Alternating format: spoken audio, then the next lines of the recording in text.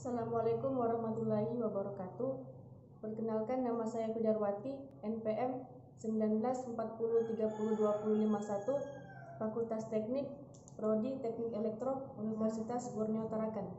Di sini saya akan melakukan presentasi untuk mata kuliah Dasar Sistem Pengaturan dengan materi pengendalian PID.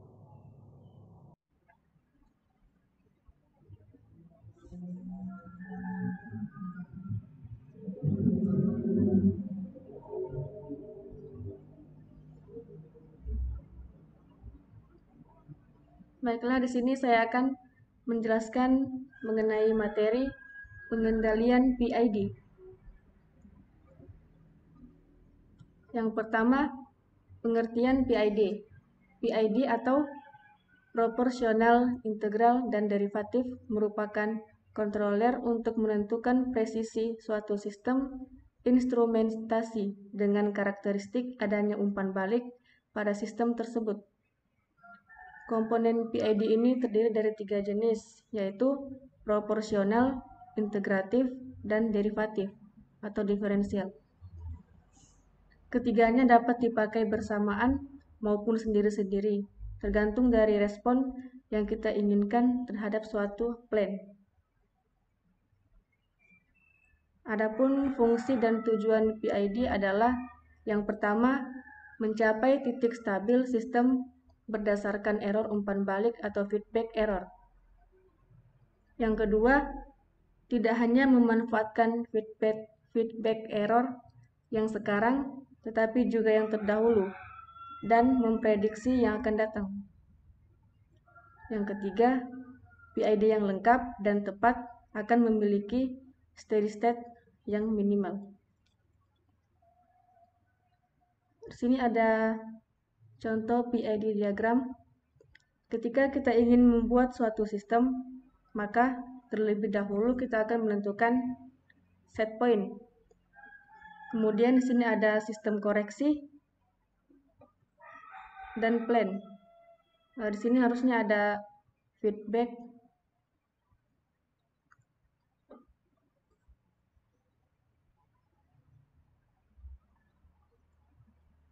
pada sistem koreksi ini di sini akan terjadi pembandingan output dari plan yang diterima untuk selanjutnya diumpan balik. Ketika hasilnya belum sesuai, maka plan akan memperbaiki outputnya sehingga sesuai dengan set point yang diinginkan.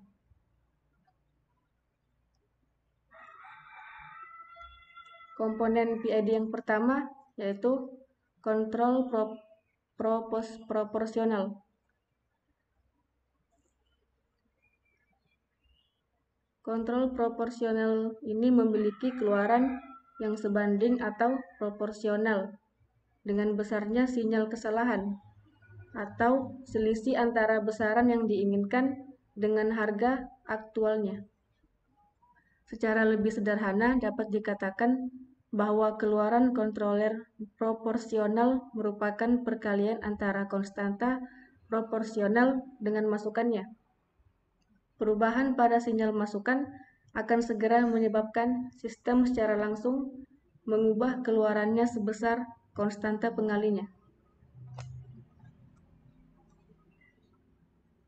Selanjutnya, sini ada contoh grafik dari KP atau kontrol proporsional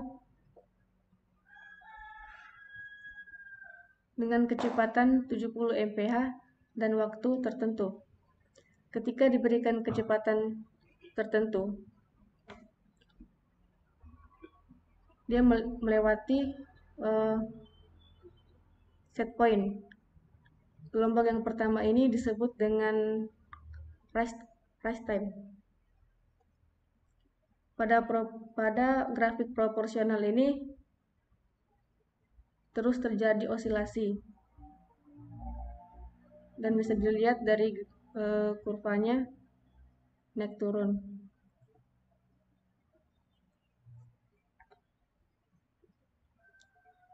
Ini adalah ciri dari KP. Yang pertama, jika nilai KP kecil, controller proporsional hanya mampu melakukan koreksi kesalahan yang kecil, sehingga akan menghasilkan respon sistem yang lambat. Jika nilai KP dinaikkan, respon sistem menunjukkan semakin cepat mencapai keadaan mantapnya. Yang ketiga, namun jika nilai KP diperbesar sehingga mencapai harga yang berlebihan, akan mengakibatkan sistem bekerja tidak stabil atau respon sistem akan berosilasi. Seperti contoh pada gambar sebelumnya, ini terjadi osilasi, yaitu grafiknya naik turun.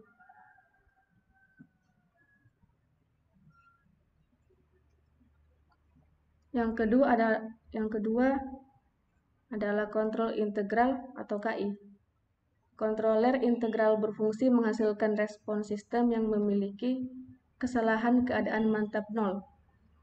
Dengan kontroler integral, respon sistem dapat diperbaiki, yaitu mempunyai kesalahan keadaan mantapnya 0. Kontroler integral memiliki karakteristik seperti halnya sebuah integral. Keluaran kontroler sangat dipengaruhi oleh perubahan yang sebanding dengan nilai sinyal kesalahan. Ini adalah contoh grafik KI.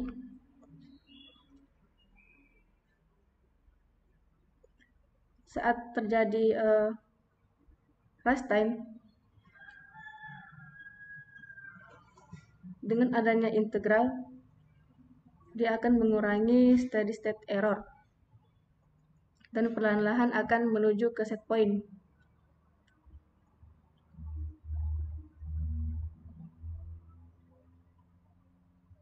Namun respon yang dihasilkan itu lambat. Ketika kecepatannya diturunkan, maka untuk kembali ke set point butuh waktu yang lama. Nah, ini adalah ciri dari KI atau kontrol integral. Yang pertama, keluaran kontroler membutuhkan selang waktu tertentu, sehingga kontroler integral cenderung memperlambat respon, seperti yang saya katakan tadi. Ketika sinyal kesalahan berharga 0, keluaran kontroler akan bertahan pada nilai sebelumnya. Yang ketiga, jika sinyal kesalahan tidak berharga 0, keluaran akan menunjukkan kenaikan atau penurunan yang dipengaruhi oleh besarnya sinyal kesalahan dan nilai KI. Yang keempat, konstanta integral KI yang berharga besar akan mempercepat hilangnya offset. Tetapi semakin besar nilai konstanta KI akan mengakibatkan peningkatan osilasi dari sinyal keluaran kontroler.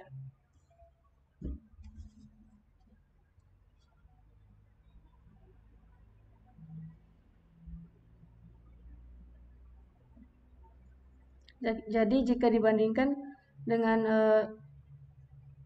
kontroler proporsional,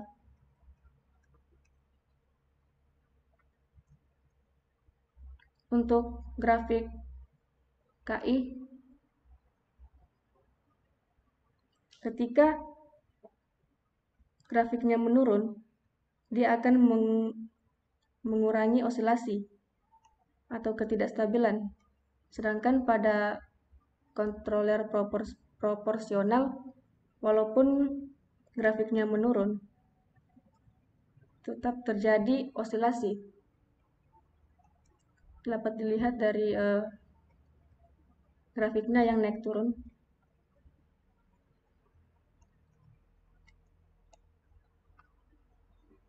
Selanjutnya yaitu kontrol integral.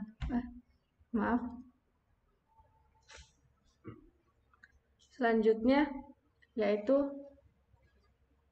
kontrol integral. Di sini harusnya kontrol diferensial, KD.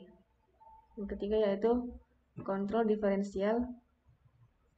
Keluaran kontroler diferensial atau derivatif memiliki sifat seperti halnya suatu operasi derivatif. perubahan yang mendadak pada masukan kontroler akan mengakibatkan perubahan yang sangat besar dan cepat. Ketika masukannya tidak mengalami perubahan, keluaran kontroler juga tidak mengalami perubahan. Sedangkan apabila sinyal masukan berubah mendadak dan menaik atau berbentuk fungsi step, keluaran menghasilkan sinyal berbentuk impuls. Ini adalah contoh dari grafik kontroler derivatif atau diferensial. Pada KD ini hampir menghilangkan seluruh overshoot yang dihasilkan oleh integral.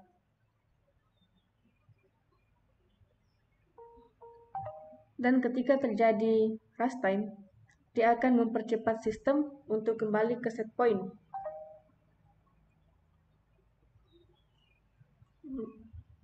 Maaf, seharusnya ketika terjadi rush time dan overshoot, dia akan mempercepat untuk kembali ke set point-nya. Adalah set point.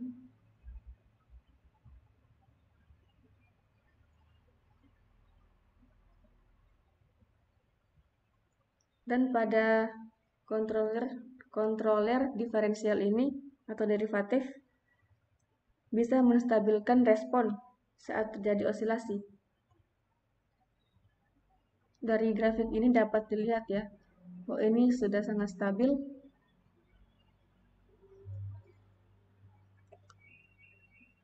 Kemudian ini adalah ciri dari KD atau kontrol diferensial. Yang pertama itu adalah kontroler ini tidak dapat menghasilkan keluaran bila tidak ada perubahan pada masukannya, berupa sinyal kesalahan. Yang kedua, jika sinyal kesalahan berubah terhadap waktu, maka keluaran yang dihasilkan kontroler tergantung pada nilai TD dan laju perubahan sinyal kesalahan.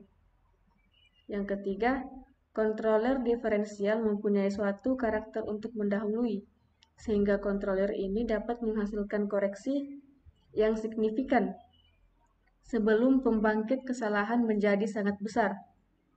Jadi, kontroler diferensial dapat mengantisipasi pembangkit kesalahan, memberikan aksi yang bersifat korektif, dan cenderung meningkatkan stabilitas sistem. Ini adalah grafik PID. Ini merupakan fungsi dari persamaan dari proporsional, integral, dan derivatif atau diferensial yang dipasang secara paralel.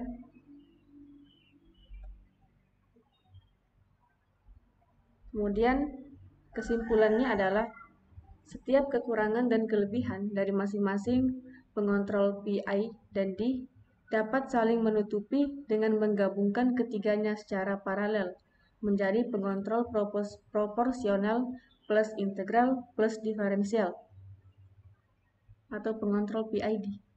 Elemen pengontrol P, I, dan D masing-masing keseluruhan bertujuan mempercepat reaksi sebuah sistem mencapai set point-nya, menghilangkan offset, menghasilkan perubahan awal yang besar, dan mengurangi overshoot.